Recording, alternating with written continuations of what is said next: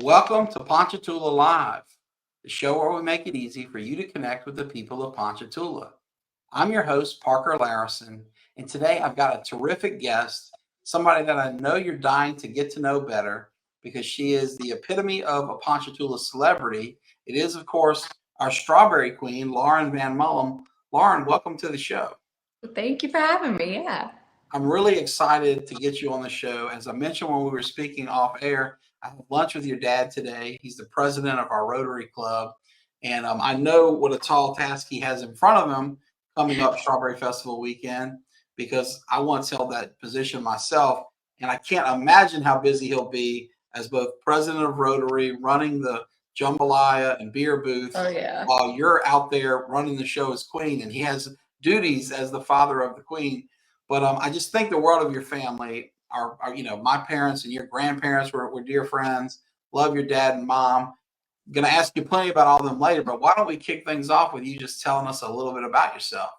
Yeah. Okay. So I am currently a sophomore at Loyola University, and I am majoring in musical theater and strategic communications. I've lived in Tangier Parish my whole life, except for like a year, I lived in LaPlace, but that's just because my family lived there for work. But then we moved back to Tangier Parish, and yeah, grown up around here, grown up going to the Strawberry Festival. It's amazing. I love it here.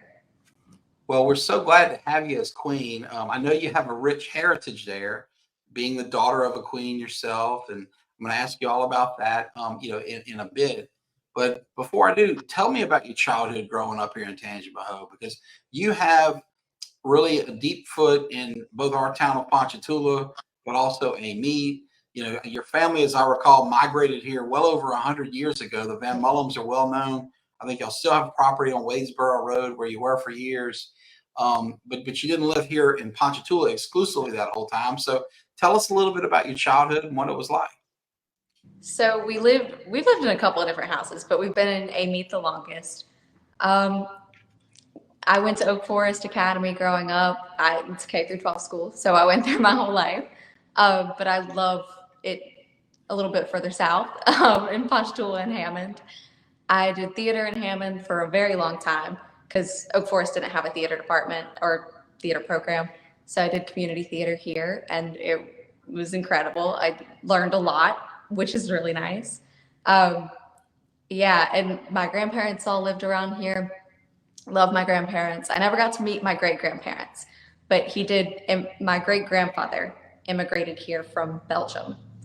Oh, wow. That's Yeah. cool. Well, we have like a strong German contingent in Ponchatoula. Of course, our whole area has a lot of Italians.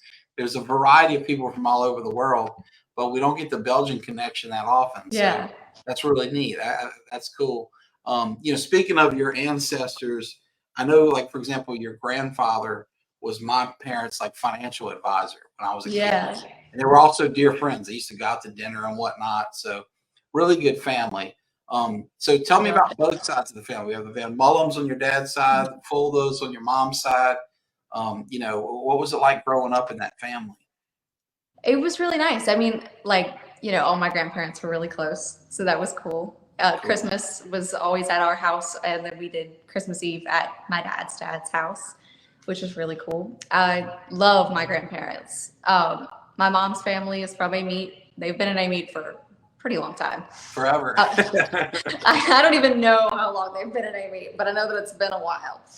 Um, yeah, and then Frank, my dad's dad, he lived over here, and I know that it's funny because I run into people so many times, and they're like, "Oh yeah, I knew your grandfather," and Yes. it's cool. I like Very, very popular guy, very, very well known and friendly and well liked. yeah. Well, cool. So what about the transition from Oak Forest to college at Loyola? Because in Oak Forest, I mean, you're going private school, but you're going Mhm. from this itty bitty school in this itty bitty town, really surrounded by pine trees in the country in all directions, to the big city. And I know coming from Ponchatoula High to Tulane, for me, Tulane Loyola, for those that don't know, right next door, Yeah. was a huge culture shock.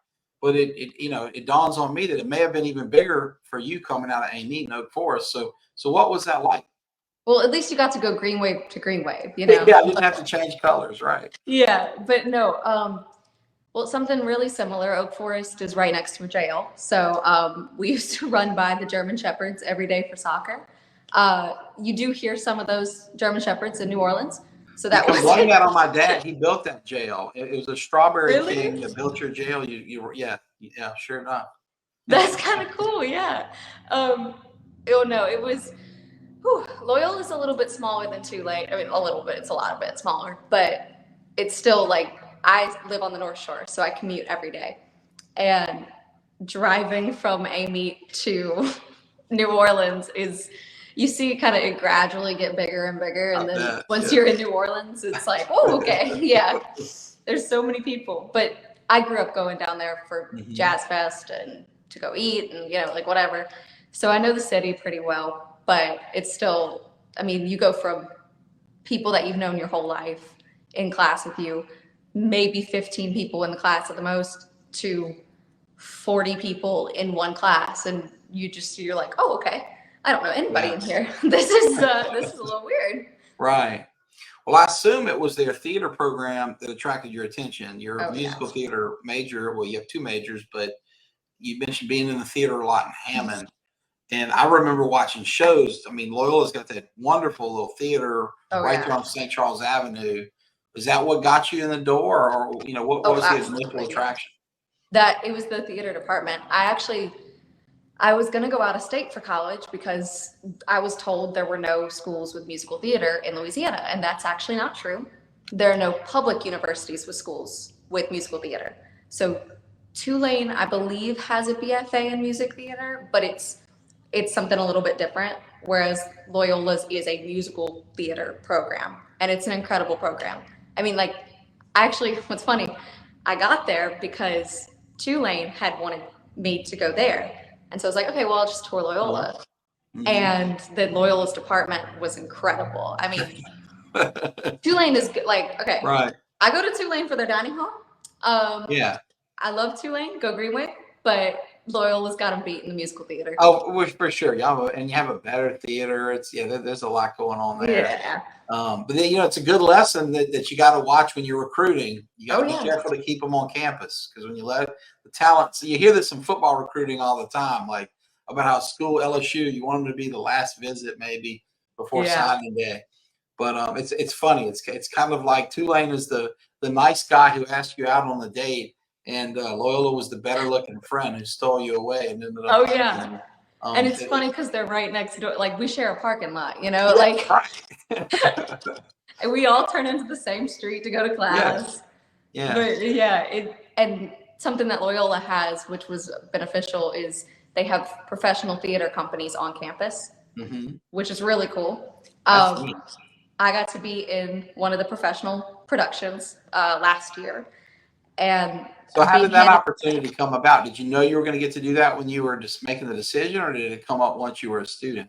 It did come up during my tour. That is one of the reasons that I chose Loyola, which, I mean, not to toot my own horn, but I did get accepted into some pretty good universities, like Oklahoma City University. It's a huge musical theater school. Kristen Chenoweth went there, and Oh, wow. a bunch of other people, and they're known for just like popping out rockets out of their dance program. But something they didn't have that Loyola did was the ability to be in professional productions while I was in college. So that was really cool. I mean, they don't guarantee you a role. You still have to audition, and you're Right. auditioning against professional actors and adults that, I say adults, like big adults, Yeah, that yeah. are going for these roles too.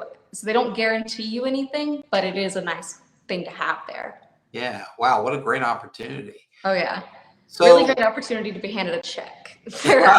no, it's kind of like getting back to the sports analogy. It's like the NIL to the college players. Oh, yeah.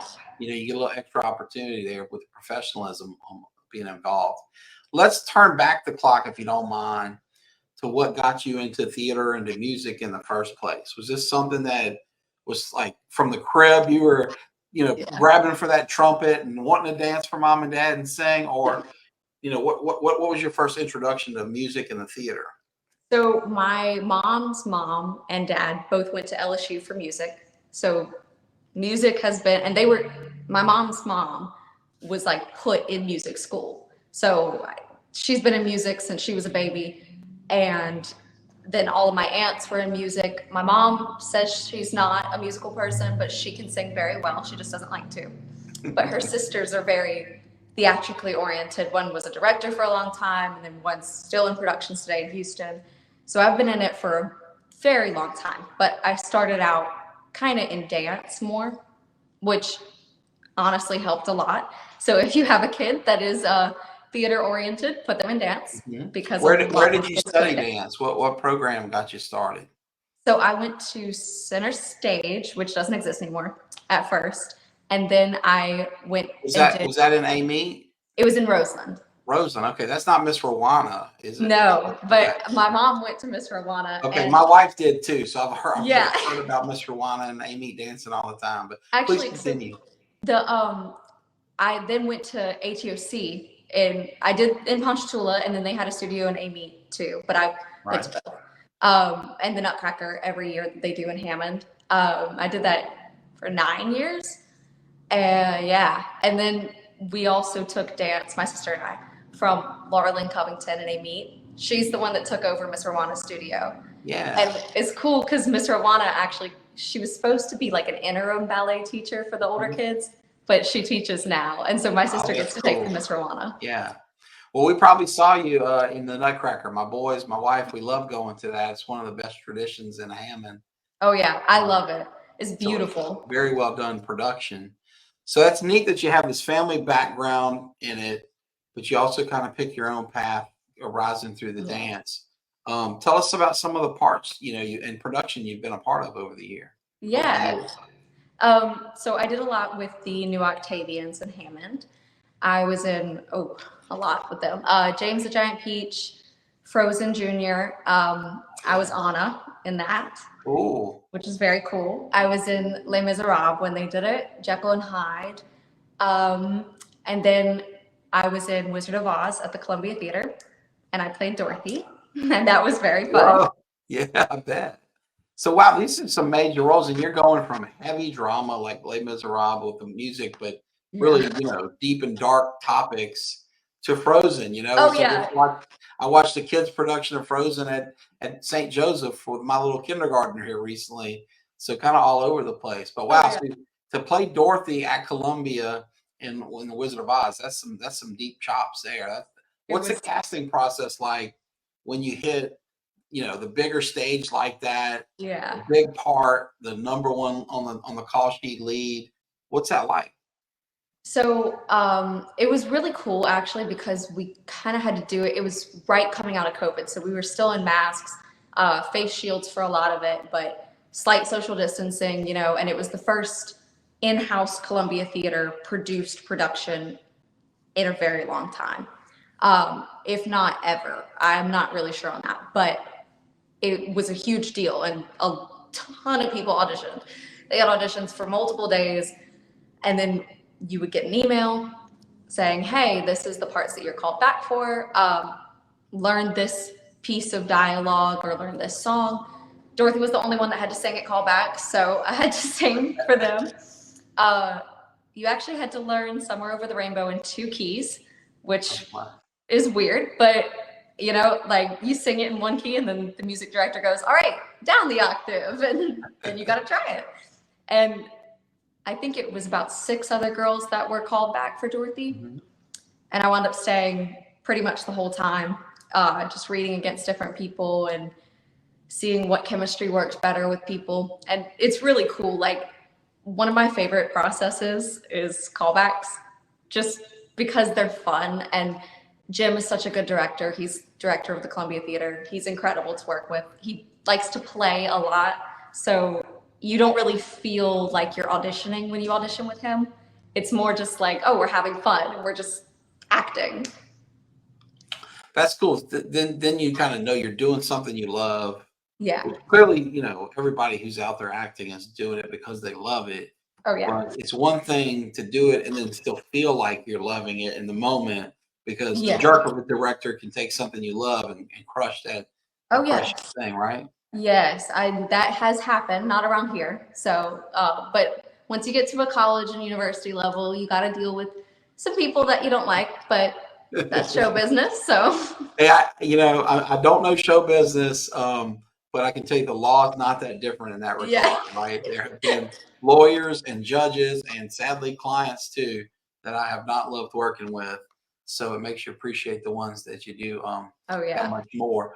You mentioned a lot about your family's influence, the dance, Laura Lynn, Miss Rwana, ATOC, all the places you've been. What about from the vocal side? Because as you mentioned, 2 octaves for Dorothy, that's not just singing in the church choir. yeah. What helped you along that path? As a singer as well as a dancer. Yeah, well, my dad, he's very famous for just saying, "Hey, Lauren, come do this. Just come sing on stage with this band," which will probably happen a lot during the festival. You might see me just randomly jumping in with the dominoes. So, you know. Um, but both of my parents were very encouraging on the singing side. I mean, I didn't start voice lessons until I got into theater more, but I had been singing for forever. My grandma played piano and we'd sing. She, it's kind of a good luck charm when we audition for things. Sometimes she'll warm us up at the house, and even though it could be like an hour drive, you still do it because it's good luck. But yeah, and then my grandfather was a vocal major, so Oh wow, yeah, incredible voice. yeah. Really neat influence. So before we, move into other stuff we need to get to, like the Strawberry Festival and your career as Strawberry Queen, let's talk about things you learned, whether it's from your grandparents who were so talented musically and artistically, your parents. I've had the pleasure of meeting both your parents, seeing your dad at Rotary all the time. Dynamic people, wonderful people. But when you think about mom, dad, grandparents, the lessons of your childhood, what comes to mind is things that you learned and appreciate today. Yeah. Well, my dad's a very outgoing person. He used to take me to Absolutely. conferences when I was a kid, like veterinary conferences. And, at first you're like, oh God, I gotta go to this conference and just sit here for hours. But you learn how to talk to people. And that's something that a lot of queens will come up to me and say, you're really good at schmoozing with people. And it's like, yeah, I learned from my dad how to schmooze. And, just talk to people, have conversations. It's very useful, not just in Queen stuff, but in everyday life, especially with my majors. I'm in musical theater, which is all talking and singing, and then strategic communication, which is also all talking, a little bit less singing, but all talking. And yeah, I mean, that's like skill wise, that's the most important thing, I think. And my mom, she's very supportive, like incredibly supportive. And every daughter knows this, that you get into fights with your mom over stupid stuff all the time. But she's always still helping me, especially with being queen. She's the biggest help that I've ever had. And so, sometimes when you get aggravated, I just remember that mom does this for me, so I should do this for other people. Yeah. Well, let's use that as a jumping off point into talking about the Queen stuff because it's well known that your mom was Strawberry Queen before you. You and your sister have both been in pageants. You mentioned you're from Amy, so come up through the Oyster Queen process. Tell me about your background in becoming eventually the Strawberry Queen, but also your mom's impact on it. Yeah. So because my mom was Strawberry Queen, and then she was also Amy Oyster Queen. So we grew up going to both festivals. We love both festivals. There's like a term for it now that people in Tangier Parish use. They say, "Oh, I'm bi-festival," so they'll wear one pin and then one color for each festival. But yeah, she encouraged me and my sister to do it. She never forced us to, though. She's not a crazy pageant mom. We did it on our own terms. It was very cool, but she Yeah. was a huge help, especially preparing for Strawberry. Like Mhm. the interview process. I mean, I knew since I was a kid that I wanted to be Strawberry Queen. But the interview for Strawberry is incredibly difficult. And And people would think, oh, having your mom do it before you, that's inside track. But as I understand it, only a few of you that have ever done that, been a queen after your mom, and nobody's done it on the first try. no. Some, like a dear friend of our family that I know is a great friend of yours too, have taken up to 3 tries. So tell us, if you don't mind, for the uninitiated folks in the pageant world, what goes into becoming Strawberry Queen? Because it's not like the Yeah. Strawberry Committee just gets together and says, "Hey, what about their daughter?" I mean, there's a pageant that goes on. It's an intense competition. Yeah. Everything from skits to interview. If you don't mind, walk us through that. What the Yeah. process is. Well, I've done it twice, so I know. So you got to prepare for a couple of months. It's unless you grew up like I don't even know. I mean, I grew up knowing I wanted to be Strawberry Queen, and it still took me a while to prepare for it because I mean, I don't just do this. Every girl pretty much does this, but you talk to strawberry farmers, visit a farm, see firsthand the amount of work and labor that goes into it. The farmer that I actually visited this year is our Blossom. Neither of us knew, but I went to visit. But it was really cool because we had a really good connection, and I love Miss Rhonda. Oh my gosh! But you get to see the process and the process of how strawberries are grown, and just the intense amount of work that goes into it because you have to know that to be Strawberry Queen. And and so then you go into interview, which all that prepares you for interview. You have to have a suit and nude colored heels and a whole 9 yards, but you go into interview with 3 judges. Typically for strawberry, or what I've seen twice, is they'll have like one person who's very pageant oriented, fair and festival system pageant. So not USA or America, but fair and festival pageant. They know exactly what they're talking about and they know exactly what they're looking for. So you have to sit perfect and, do everything right. And then there's usually somebody from tourism, be it Tangi Tourism, Lieutenant Governor's office. I think the person this year was from Lieutenant Governor's office. And there's usually somebody that's either from Ponchatoula or that's more agricultural oriented. Right. So you get asked everything. Because as I understand it, you have to know things like berry varieties and growing season facts and things that someone who didn't study agriculture would never know unless they were preparing for the festival. Oh yeah. And that's part of why you go and you talk to these strawberry farmers. I mean, obviously, like you want to get to know the farmers as well, but to learn, you go talk to them to learn how to do it and what these are and what a Victor strawberry is versus a super sweet, or like there's just so many different things that you need to know. You might not ever be asked it in an interview, but if you know it, you'll be able to talk about it, which is really the most important thing. But then, that strategic communication background you talked about was probably critical to this process. Yes, very critical. I'm very lucky that our StratCom department, it encapsulates like television, journalism, PR, advertising. So I get a lot of information that's very useful. But interview is worth the most amount of points, but then there's the whole evening pageant that everyone actually sees as well. Right. And is that where you dressed up in a pageant gown and you're walking the around? Yeah, that's a lot to that. I don't think people understand there's more than just that. Sometimes they don't understand.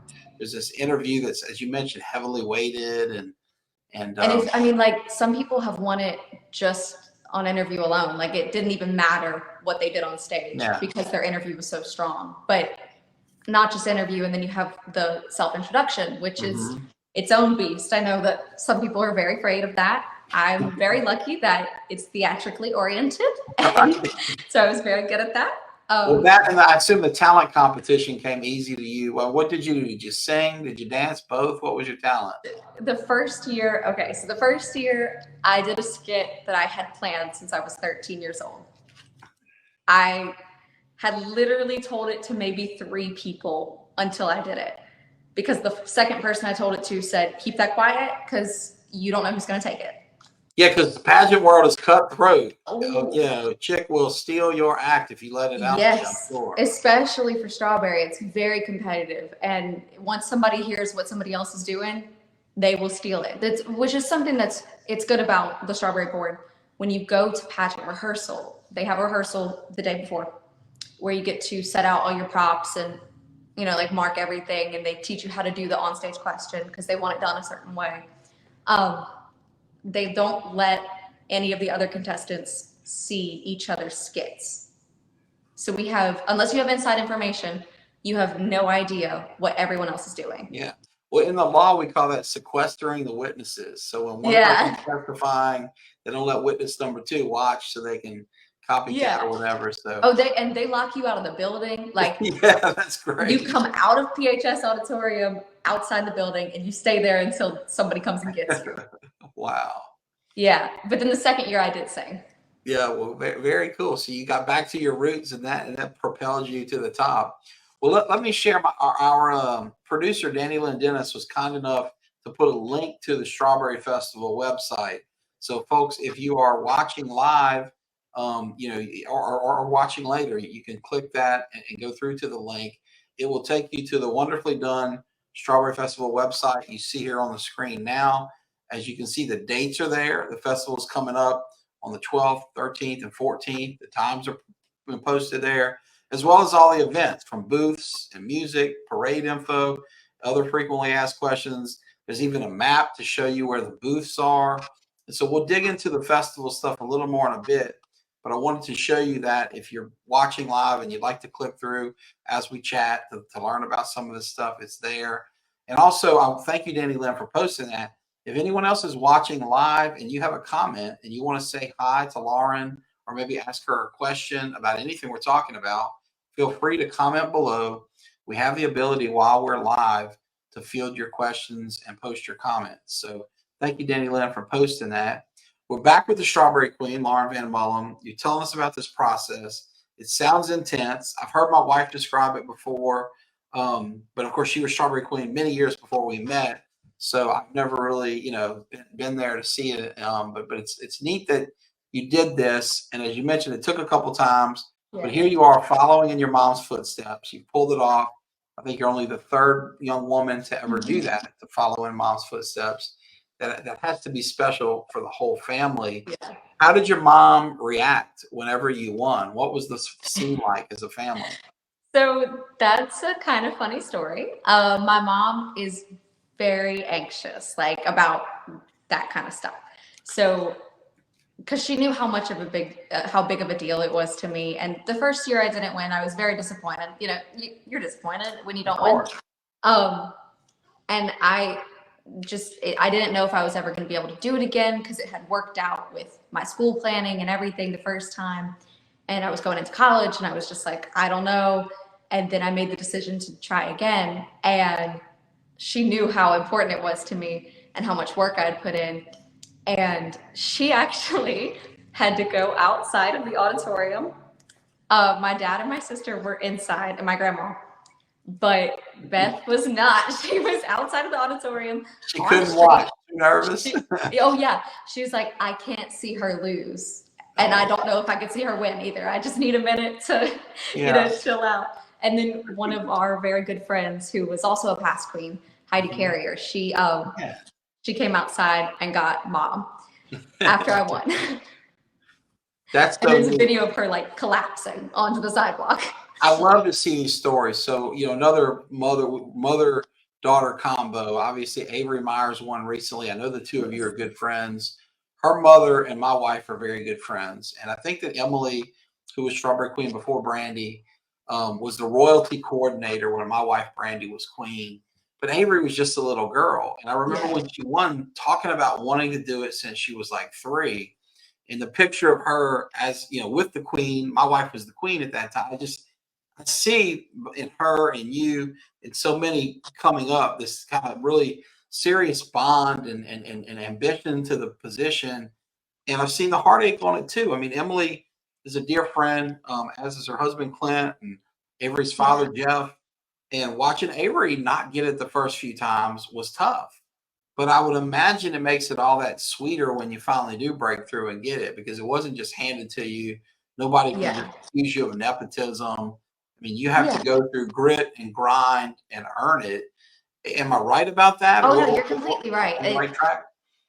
I mean, there's this weird, you'll hear queens say, when you're going to win. Because you kind of do, you feel like, okay, yeah, this is it. This is the year.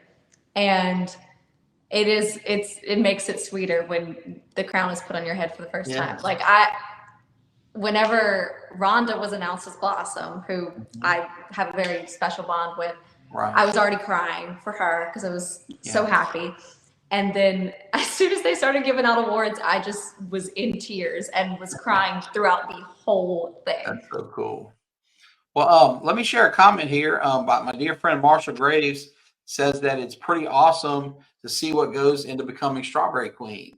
Marshall, thanks for sharing that. You're right. This is a nice interview because it reveals to everybody that goes to the. I mean, if you live in Ponchatoula or any of the surrounding areas, you know the Strawberry Queen, you know the Strawberry Yeah. Festival. You've probably been many times, but we all just kind of take for granted, how that comes about in the same way that, for example, Marshall's son is now the two-time MVP of the two-time state championship basketball team, recently named Gatorade Player of the Year, and a million other accolades. That's But really, incredible. Yeah. only that family and those coaches know what went into becoming this Yeah. talented basketball player, right? I mean, I've watched The Wizard of Oz before. I appreciate Dorothy, whether it's on the silver screen or in a playroom, but I have no idea what it goes into being cast in a major production. Yeah. And Strawberry Queen's like that too. So Marshall makes a good point. It's cool to see the curtain be pulled back a bit here. Yeah. So before we get into, and I know I promised I can get you out of here You're in good. time today, and I intend to do that. Before we get into the actual festival and all the events and fun that's coming, take us down memory lane the last year as Queen, because I know it hasn't been a full year yet, but as I understand it, most of your reign is behind you. You have Yes. toured the state, really the nation, up to Washington and back, promoting the strawberry industry, our local farmers, and Yeah. of course our big festival. What's that been like? Please continue to turn back the curtain and tell us what it's like to be Strawberry Queen and what you've done. Yeah, so a big part of being a festival queen, just in general, is the fact that you travel.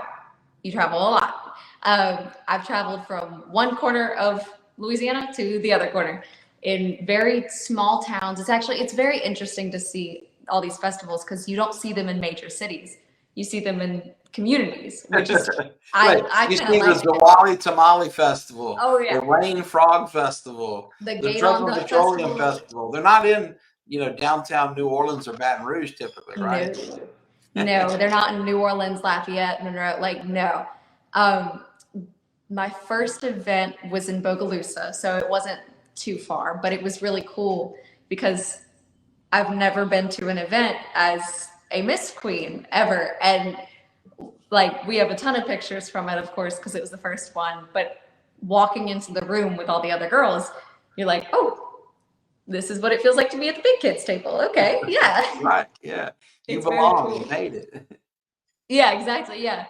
And then from there, it was Duck Festival was the second one. And ducks are my favorite animal ever. My first word was duck. When I was a kid, I thought I wanted to be the Duck Festival queen. Oh, Um, it just, we don't have any connection to Gaydon. I just like ducks. So that, but that dream was, just a kid's dream. But it was cool to actually go they to have the better festival. advertising because you got Daffy and Donald and all these cartoon I ducks when know. you're little. So that might have been part of it. Oh yeah, it definitely was. I thought that the Oregon Ducks mascot was definitely Donald Duck. So I would cheer for the Oregon Ducks as a child, um, even versus LSU. So that my family wasn't too happy about that one, but but the Duck Festival, oh, it was so cool. And then from there, you go all over. And I've been to the Shrimp Petroleum Festival, to the Delcom Shrimp Festival, which is two separate things, but they are very close to each other. Um, Orange Festival was a really cool one. We are the only two fruits. Well, I guess Tomato Festival too, technically a fruit, but we're the only two sweet fruits with vitamin Yeah. C, I guess. And Yeah, you're right. Tomato's kind of a closet fruit. Yeah, yeah, technically it's a fruit, but let's face it, we put it in salads, we eat it on hamburgers. It's really viewed more as a vegetable. exactly. Vibe wise, it's a vegetable. Yeah, You don't right. want a sweet tomato necessarily. Yeah. But the Orange Festival is really cool. And something that's shared between me and the Orange Queen right now is that we were teen queens together. She was not Oyster, but she was Orange Teen Queen. Uh-huh. And I was Oyster Festival Teen Queen. And Is that down in Plaquemines Parish? Where is yes, that? Yeah, okay. I think my wife was buddies with an Orange Queen too. Yeah. it is at the very end of Plaquemines Parish. It is at Wow. Fort Jackson. So quite far down there. I don't think I had ever been that far south in Louisiana, which that was really cool too. That's the end of Louisiana, folks. That's the end of the country. I mean, I had law partners from down that way. Yeah. Lived in Buras, not far away, and that is it, man. Right there, you going fishing in Venice, you're in the Gulf of Mexico. Exactly. And go too far. So that's really cool. So let's talk. You mentioned your friend who was Orange Queen, and y'all were teen queens together.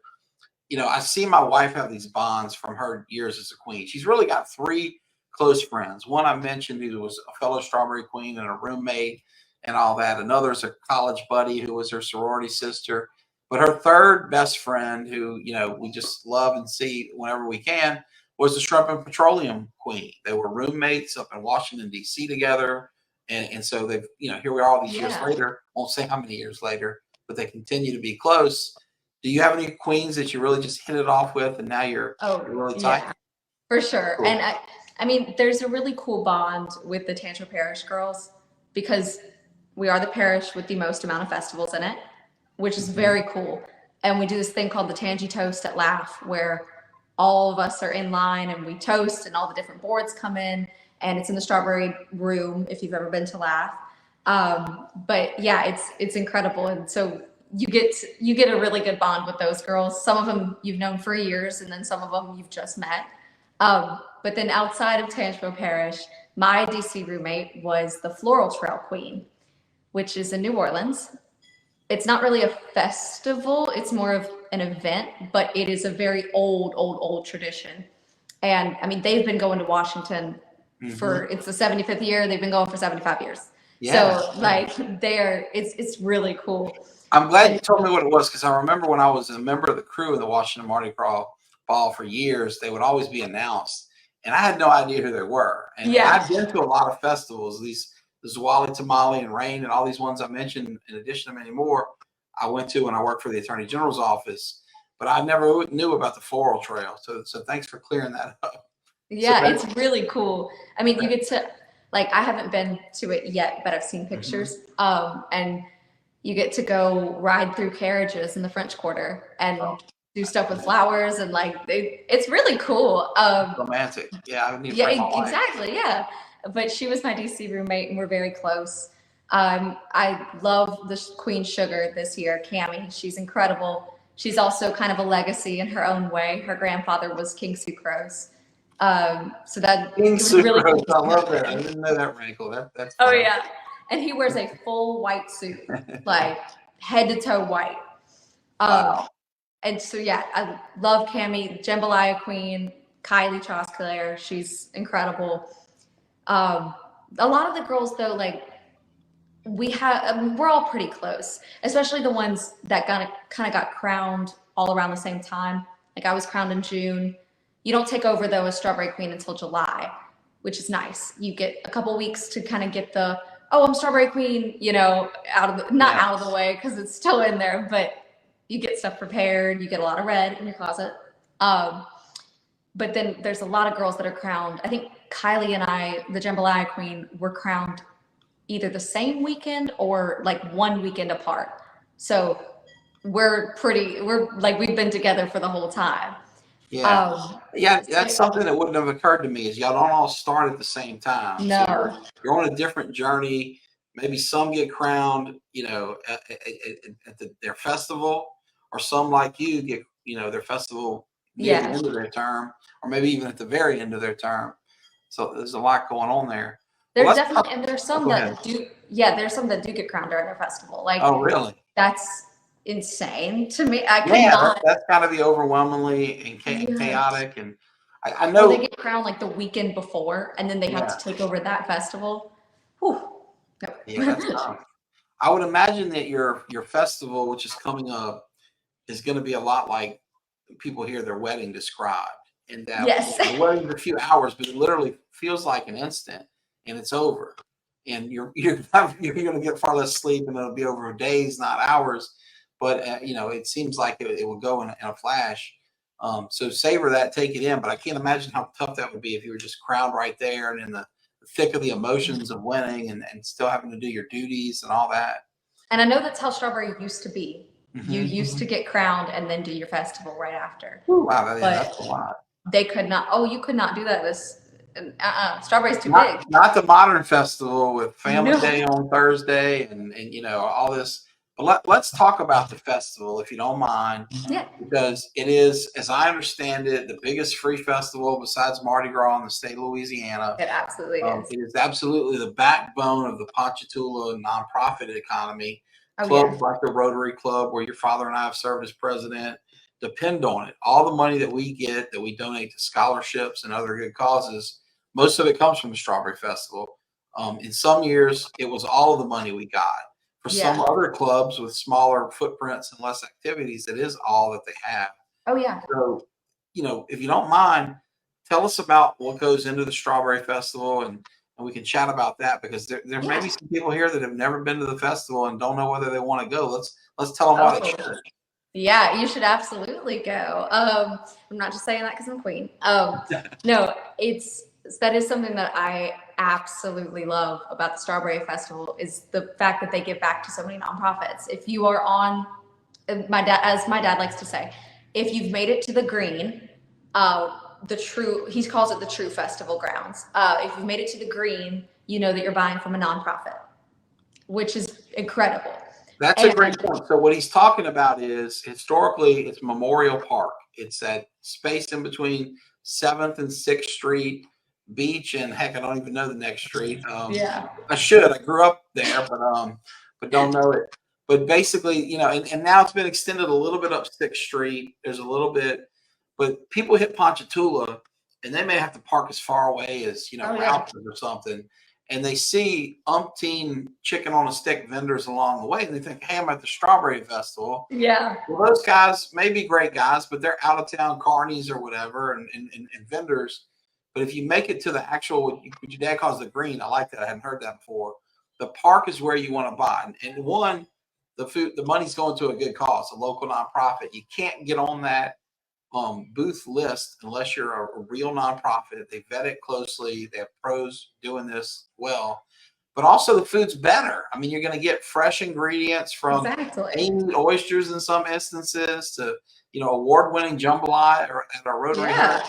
But that's the place to be. So thank you for pointing that out. Definitely that, and North 6th Street, like the very tip of. Really, if you've made it to Memorial Park, you will see Farmers Row. You should have passed through that on your way. And Farmers Row is kind of like, it's the beginning of 6th. It's like right at the corner. So I still consider it part of, the green, even though it's really not. But that is also, it's the most important part of the festival. It's the reason that we do the festival. And those are your strawberry farmers. You have to be a Louisiana strawberry farmer to get a spot, to get a booth in that section. They sell everything from flats of strawberries to strawberry beignets, deep fried strawberries, chocolate covered strawberries, strawberry lemonade, anything. And they also sell jams and jellies and pepper jellies and just everything. And that part, if you're not buying, savory foods, you want to buy all your strawberry stuff from there. Right. So what I've done here is put up a little map of, this is just the Memorial Park portion of it. But as you can see here, this block has booths all around it, but there are also stages there, right? So we've got some really incredible musical acts. Yes. And you mentioned the Dominoes earlier. You sing with these bands sometimes, right? I do. Your dad pushes you on stage to sing with them. But the Dominoes are not the only great act. I mean, there are acts, on Saturday, on Friday, on Sunday, all the. Oh, absolutely. And it's just, they do a really good job of bringing in quality musicians. It's kind of like, I went to Jazz Fest as a kid, so I know what Jazz Fest looks like, but it's cool because there's two stages going on at the same time. So if you're there for the music and the food, it kind of does feel like a little mini Jazz Fest. It's really cool, but there's incredible acts the whole time. Might be singing with more people than the Dominoes. I don't know. Depends on what my dad forces me on stage for. So I say forces. I do it. I love it. So you're like, oh, hold me back, Dad. But really, you want to be out there. You're a natural performer. That's great. But there's other stuff too. In between musical acts, they do events, the egg toss and strawberry eating contest. Yeah, the strawberry eating contest is a classic. There's so much good stuff going on. So if you have a chance to make it to the Strawberry Festival, we highly encourage you to. There's also the Strawberry Festival Parade. And I know for you, you're kind of the star of the parade. So this will be a big moment. This is, I think, 9:30. Check the website. We posted it to make sure I got that right. But certainly that morning, okay, you got to be there about 10 or you probably missed the good stuff. But the parade is really big. It's well done. And of course, you'll be the star at the end of it, right? But Or at the very beginning. I'm sorry, the beginning. That's right. No, it's okay. That they just told me. So. But yeah, booths, music, parade. There's so much going on, and at the end of the day, it's what feeds this town.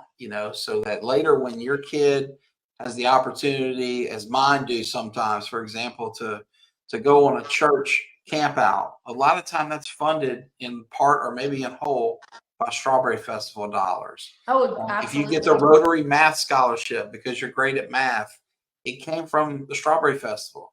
Same thing with Kiwanis, it funds scholarship. it funds millions of dollars into the local nonprofits. And you're right, there are some nonprofit vendors that I know personally that they just do Strawberry Festival because they make so much money just off of Strawberry Festival. It's incredible. And it's also incredible to see the support from the community, because you don't always see that for certain things. You have people complain that it's too noisy or it's too loud or it's whatever in other towns, but Ponchatoula really loves the Strawberry Festival, and it's nice to be able to feel that. And it's worth a little traffic for one weekend. And look, I know the noise as well as anyone. I grew up across the street from the corner with the rides, so I probably will forever hear the Trabant in my ear. But man, it's so good. It's just a well-done festival, and it's for a good cause. And I want to thank you, Lauren, for stepping up to promote our industry. I grew up with local farmers. Trey Harris was like a big brother to me in high school. I mean, he's one of many. I know the hardships they face when the weather turns bad, whatever, the economy, you name it. We need you promoting that industry. It's important. We need you promoting this festival. It's important. And you stepped up like so many young women before you and done it with class and distinction. And so on behalf of our little community, many thanks to you, to your parents. I can't imagine how expensive it is to have a Strawberry Queen with two boys I'll never know. Yeah. I know that's a lot of dresses and travel and stuff that so to your whole family, thank you for stepping up. Thank you. I promise to get you out of here on time. We're kind of running a little longer, and I thank you for your patience. But before we go, is there anything else on your mind, on your heart, anything else at all you'd like to share with our viewers and listeners? Well, I mean, that the whole reason that the Strawberry Festival happens is because of farmers. And, if heard people talk about the bad crawfish season, which is unfortunate. And I have friends who, like the former rice queen, her family also farms crawfish. So I know people that do farm crawfish, and that's bad for them. But I mean, strawberry farmers face this kind of stuff every single year. There's always something, that weather or a drought, a freeze, something. Drought. Yeah. And this year we had all of it. We had a drought, we had a freeze, we had too much fog can damage strawberries. So it is so important to support your local farmers. Come out to the festival, and if you can't make it out to the festival, you can make it out to Rouse's or Berrytown or on the side of the street, because I know that they're out there. So please don't buy imported strawberries. Purchase your local strawberries. Support these people, because this is a heritage tradition that is very special to this region. And it's cool, like we mentioned, my great-grandfather's from Belgium, and the strawberry farming industry is kind of started by people from Germanic countries, Germanic, Hungarian, Eastern European, which a lot of people that, a lot of Italians here, they've started a lot of things, but strawberry is very close to my heart. And you're right. And it's what we're known for. I've got in my office in Hammond, it was once Congressman Jimmy Morrison's childhood home. And we've got a picture with him with President Harry Truman in the 1940s eating a tangible Hope pear strawberry. Right? That's cool. So, it goes back that far and that high. So we've got to keep this thing going. It's really important. And Lauren, there's nobody doing a better job of that than you. So thank you for coming on the show. To you, I thank you for your very valuable time. I can't imagine how busy you are. We're grateful you shared it with us. And to our viewers, thank you for watching and sticking in there with us. We'll be back Yeah. next week. Thank Y'all you for take having care. me. Bye-bye.